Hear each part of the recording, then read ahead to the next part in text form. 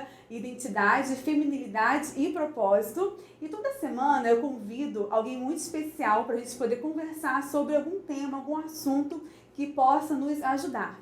E hoje eu vou conversar com a doutora Ana Cláudia, ela é psicóloga da área cognitiva comportamental e nós vamos falar sobre um mal que assola muitas mulheres, não só mulheres, como também crianças, como adultos, homens, todo mundo. Hoje nós iremos falar sobre depressão.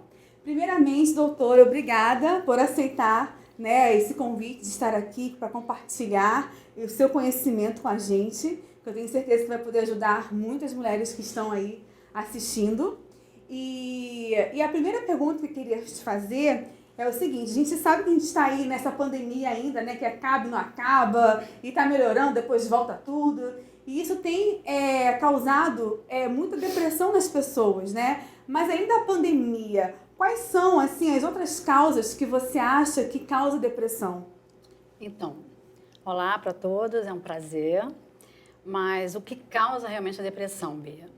Existem fatores que já vêm acompanhando crianças, adolescentes e adultos, tá? Falta de interesse, falta de apetite, tristeza intensa, não quer compartilhar, não tem vida social. Isso aí já é um ponto onde os pais precisam ficar atentos. Na pandemia, pegando o gancho da pandemia, pessoas se descobriram assim, depressivas por causa da quarentena, por causa de um âmbito social só familiar e o estresse muito grande no convívio. Aí eles descobriram que eles têm crise de ansiedade, problemas de insônia, problemas de briga, e isso comprometeu muito toda a população, né? O mundo em geral. O mundo inteiro. Então, hoje, os consultórios de psicologia, eles estão assim, absurdamente lotados, eles estão se descobrindo assim, o medo. E o que a pandemia fez? Deixou uma herança. Quem não tinha depressão, quem não tinha melancolia, descobriu que nesse momento de quarentena, uma imensa tristeza, vazio, ansiedade, não conseguem sair de casa, tem fobia social, e os psicólogos agora estão tratando isso, né? E eu costumo dizer que na terapia comportamental, pelo menos a minha, eu gosto de usar a integrativa. Nós lidamos muito mais perto do paciente, a gente acolhe esse paciente e a gente bota a mão nele e coloca, deixa eu te escutar. O que você tem? Eu preciso te escutar. Antes de tratar a depressão em si, primeiro a gente acolhe, deixa ele tranquilo, para depois começar uma psicoterapia. Então, na verdade, a pessoa que desenvolve esse quadro depressivo já tem uma predisposição. Já tem uma predisposição. Na pandemia, ficou pior. Tá? Geralmente, a pessoa desenvolve depressão porque já tem uma predisposição na família, teve com avô, bisavô, um tio, e qualquer perda, qualquer não, é o gatilho para poder fazer com que a pessoa descubra que ela tem. Que ela tem depressão. E aquela pessoa que às vezes ela tem a depressão, mas ela não sabe que tem. Eu conversei, por exemplo, essa semana com uma mãe, ela tem um filho de 1 ano, mais ou menos, e ela falou assim: eu tive depressão pós-parto, mas eu não sabia que eu estava. Mas agora, olhando atrás, assim, eu agora consigo ver que realmente eu tinha essa depressão, eu tive a depressão pós-parto. E uma outra mulher também que eu estava conversando, ela falou que ela ficou 10 anos muito deprimida, mas ela não sabia que ela estava deprimida porque ela se levantava, ela ia trabalhar, mas ela falou que ela ficava com uma tristeza, uma melancolia profunda. E como que a pessoa pode olhar e falar assim: não, eu estou depressiva, eu tenho depressão? Então, outro fator, né? A depressão pós-parto. As mãezinhas, né? A gente prepara as mães para o parto. Não há uma preparação. Quando ela vai para a parte de ginecologia, a médica deveria inserir, olha só, nós vamos ter um grupo agora de apoio para preparar vocês para trabalhar todo o trabalho de parto.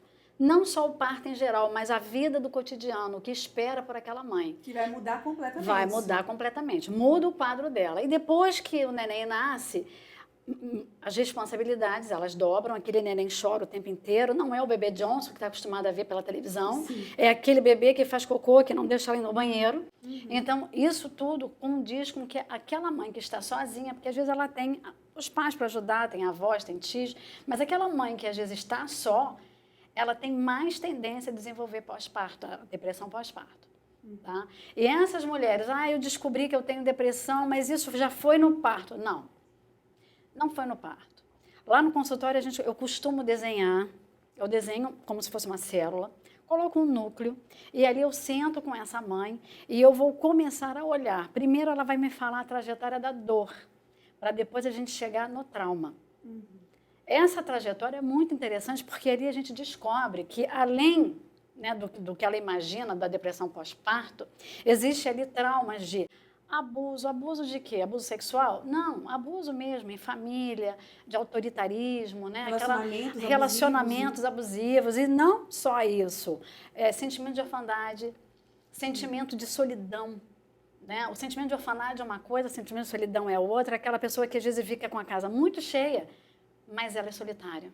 E ninguém consegue enxergar a dor dela. Que ela precisa. Não tem, entendeu? E olha só, geralmente a família ela não dá conta disso, ela não consegue observar que o filho já não está saindo. Ele está em casa. Ué, mas você não vai no cinema? Não, não estou com vontade. Mas o fulano não vem aqui? Não, não vem aqui. Ele já não vai mais à sala para almoçar, para jantar, ele já não tem mais esse contato. A família precisa estar atenta. Qualquer deslize desse aí já é um sintoma da melancolia, que é só um gatilho para começar a fazer com que ele venha a se desvincular mais ainda. Então, existe uma história. Sim. Tá? Existe uma história. Então, assim, às vezes não é a pessoa que está com depressão, mas tem alguém em casa com depressão.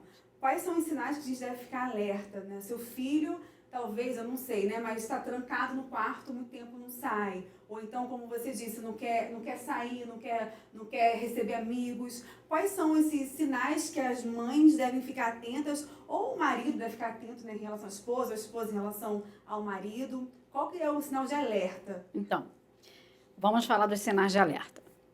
Na escola isso já acontece. Pela pandemia, porque as crianças ficaram em casa, aí a gente dá uma relevância nisso, mas essas crianças que também ficaram em casa já desenvolveram isso, porque não teve mais o contato nem com a tia da cantina, não teve mais o contato com as crianças, professores, os brinquedos, então ele ficou sozinho. Então ele pode realmente ter. São crianças também que passam por abusos dentro de casa. Muitas crianças passam nesse processo da pandemia, tá? Fora isso, a escola também identifica.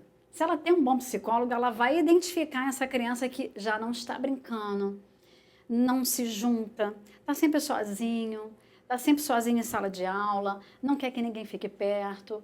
Esse já é um ponto para a gente se preocupar. A adolescente que não curte ficar perto da família, perto dos primos, perto dos amigos, não quer mais sair, sabe, não quer mais assunto, ele começa com os sintomas, tipo, primeiro corte, segundo corte, ninguém percebe porque é imperceptível. E aí ele começa a se cortar porque ele se castiga com relação a isso. Então isso é uma coisa que há uma necessidade muito grande dos pais estarem atentos a isso. E vai falar, vou levar você no psicólogo. Não fala isso porque ele não vai querer ir. Né? Mas eu vou te apresentar um amigo. Eu preciso que você converse com esse amigo. Né? Porque o psicólogo hoje, ele acolhe. Ele não está lá para questionar, ele vai acolher. Depois que ele acolhe, essa criança, o adolescente, ele passa a ter confiança e ele se torna o melhor amigo. Mais fácil da gente começar a olhar esses sintomas. São vários. Tem aquele que fica muito alegre, muito disposto, também tem. E aquele que não quer saber de nada. Tem que sair para trabalhar, uma tristeza profunda. Eu sinto uma tristeza profunda. Eu costumo dizer que existem traumas ocultos. Esses traumas ocultos é que traz essas tristezas profundas. Quando a gente faz a célula, quando eu desenho a vida dela ali, ela descobre aonde começou. Então, isso é muito legal. É muito legal e, assim, não é dolorido.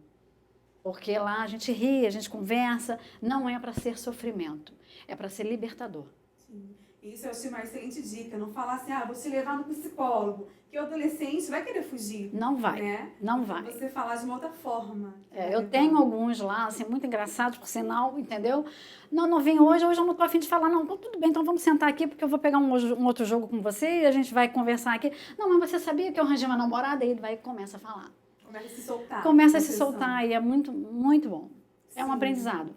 E isso que eu ia te perguntar também, se existem, quais tipos de depressão existe, se é só um tipo, porque, por exemplo, tem aquelas pessoas que a gente sabe que estão numa depressão mais profunda e não conseguem nem se levantar da cama, não conseguem tomar banho, não conseguem escovar dentes, não conseguem fazer nada. E já tem aquelas outras que vão para o trabalho, fazem as suas obrigações, mas tem uma tristeza profunda dentro dela. Então, Tem alguns tipos diferentes de depressão, então é só uma que está mais profunda do que a outra?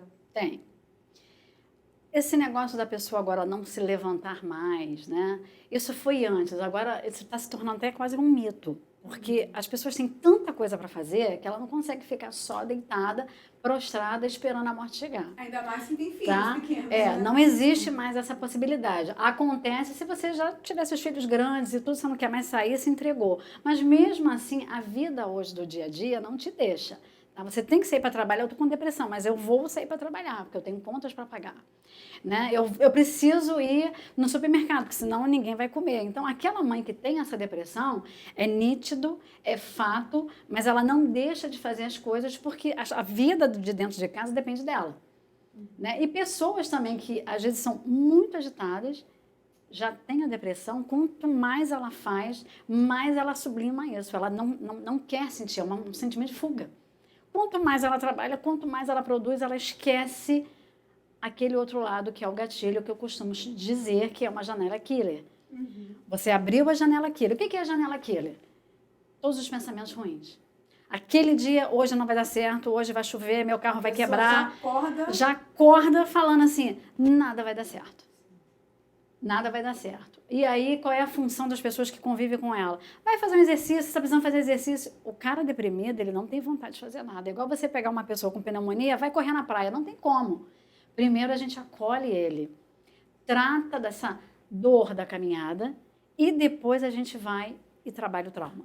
Sim. Entendeu? E em relação ao que você falou, que a pessoa depressiva não quer fazer nada, não quer sair de casa, e a gente vai falar um pouco sobre isso, como a gente pode ajudar, né? Ou se você está passando por isso, como você pode se ajudar e voltar a ser você mesma, digamos Com assim. certeza. Mas agora a gente vai para um pequeno break e a gente já volta.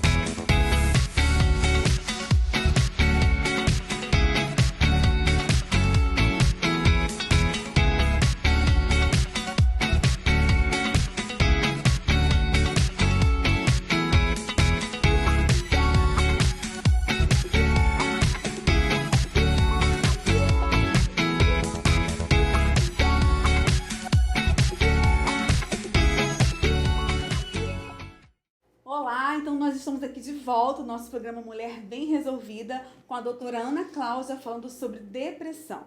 E nós falamos várias coisas como identificar que uma pessoa tem depressão, os tipos de depressão que existem. E agora eu quero fazer uma pergunta que eu descobri que não existe como, mas eu quero perguntar porque pode ser, né, dúvida de várias pessoas que estão aí.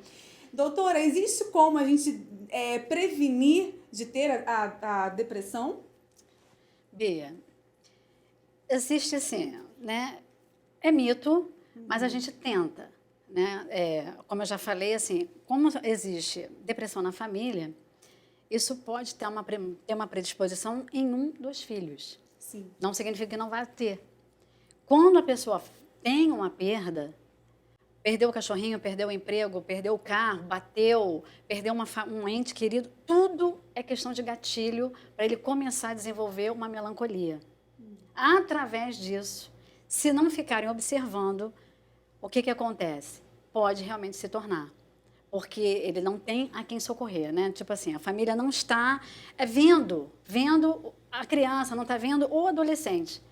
E aí ele vai desenvolvendo, e aí daqui a pouquinho ele está com depressão.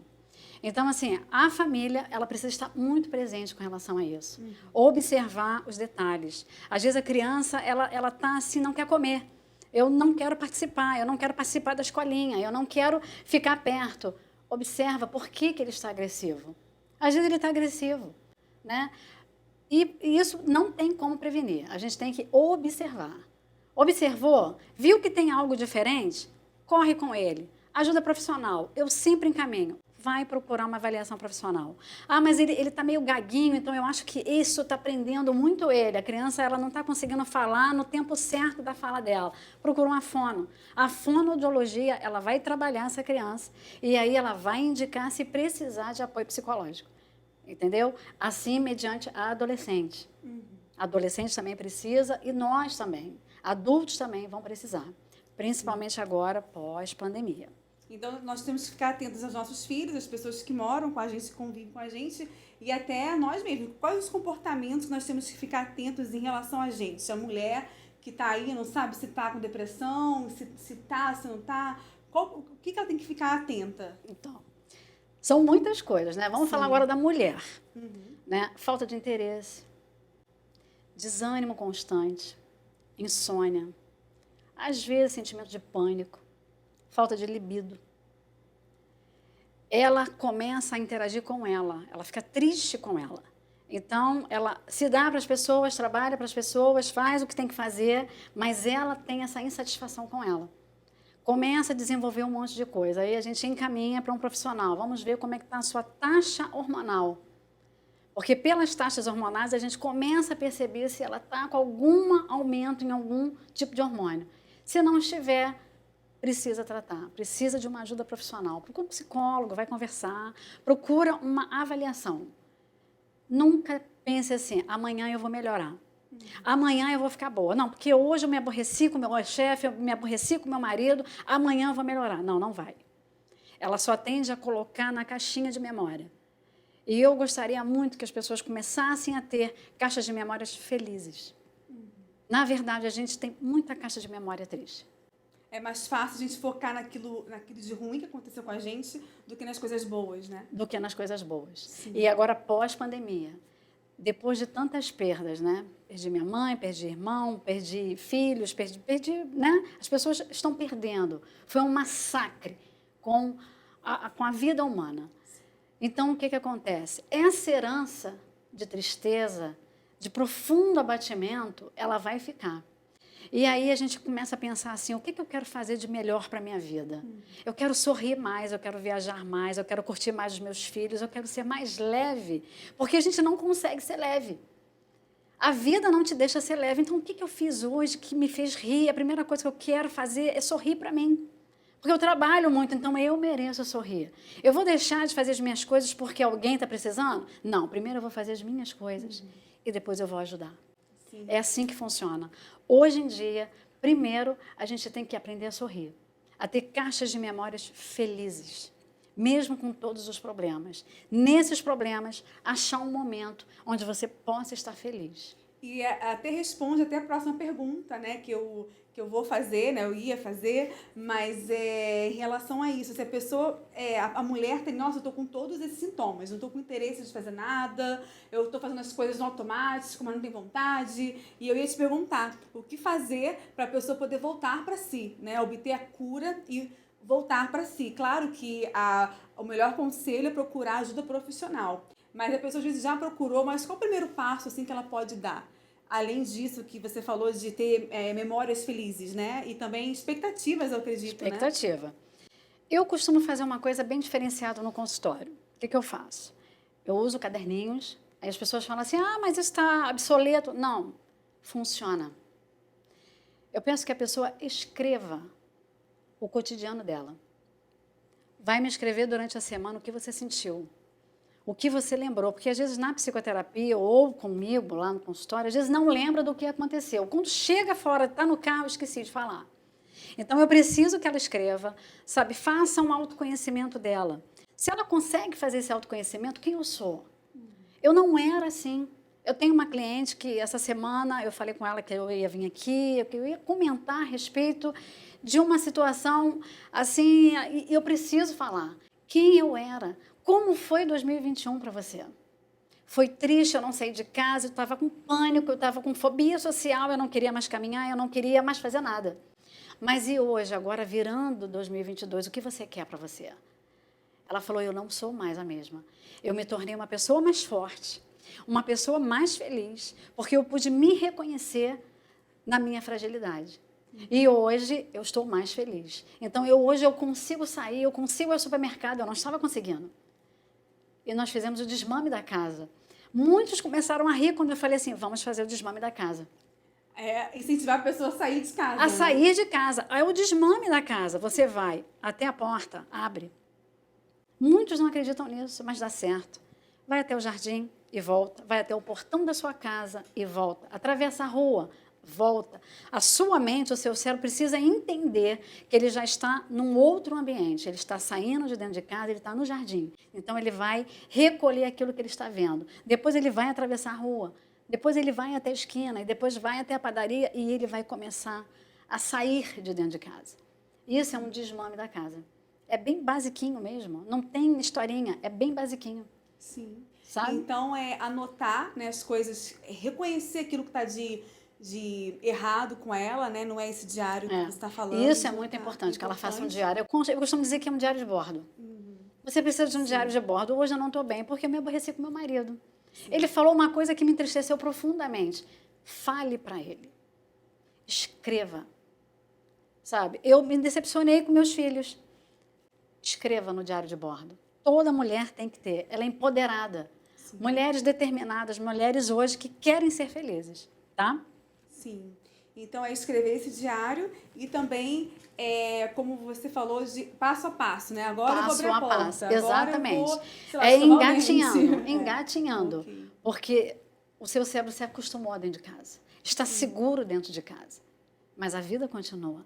Nós temos uma vida. Riscos, desafios, precisamos enfrentar os medos, os desafios. A gente precisa. Sim. E agora, para a gente poder encerrar, eu queria que você olhasse ali para a nossa câmera ali e falasse um conselho para a pessoa, a mulher que está assistindo a gente. O que ela não pode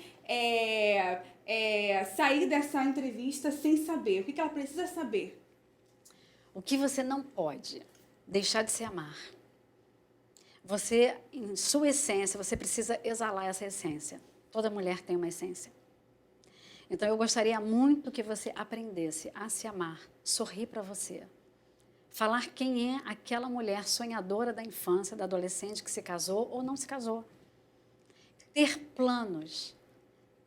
Começar a fazer memórias felizes. Se não está conseguindo, procure uma ajuda profissional. Não é feio.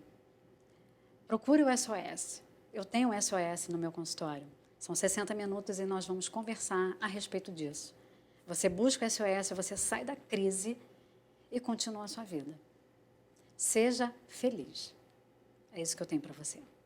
Uau, muito obrigada, doutora. E a gente vai colocar aqui as informações. Você que quer entrar em contato com ela, quer fazer uma consulta com ela, nós vamos colocar número de telefone, como que vai poder entrar em contato. Eu quero agradecer mais uma vez por ter aceito esse convite de estar aqui com a gente.